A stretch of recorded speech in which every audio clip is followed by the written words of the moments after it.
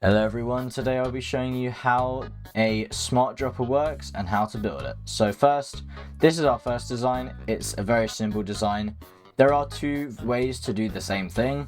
You can either have a piston without a block or a piston with a block. The only difference is when you power this one, there's no extra noise, it's just one. It's just two different piston extensions and contractions. This one is at the end of the 8 ticks of the burnout clock, there's a piston spasm, and it can get quite noisy if you have multiple.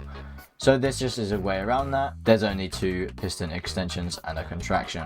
Moving on from that, if you want to have maybe ender pearls in here, and you want 16 of them to be dropped, you can just power both of the dispensers.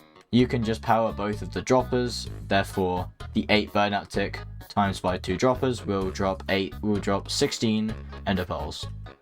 So like that, we have an even 16 ender pearls. Likewise, you can do it with a pressure plate. It doesn't have to be a button.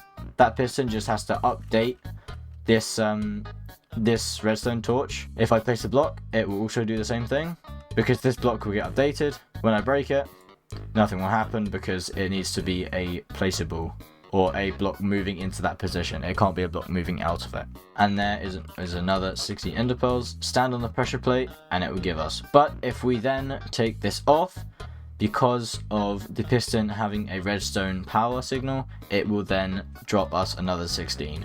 So preferably it's something that you have in a hallway and you just kind of walk by, and it gives you your 16 ender pearls. So that is everything from displaying them. Now I'm going to show you how to build it. What we're going to need is a button, some building blocks, some redstone, a piston, a torch, a redstone torch, and a dropper, or a dispenser if you want to use it for maybe TNT or something that needs to be placed down. So what we're going to start with is a block with a button on top.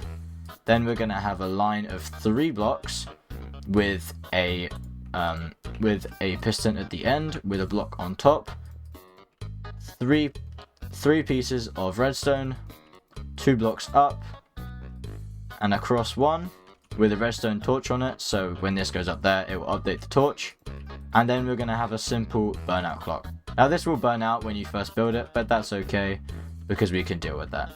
And now we're going to add our dropper. We can either have 1 or we can have 2, it doesn't really matter. We're just going to go with 1.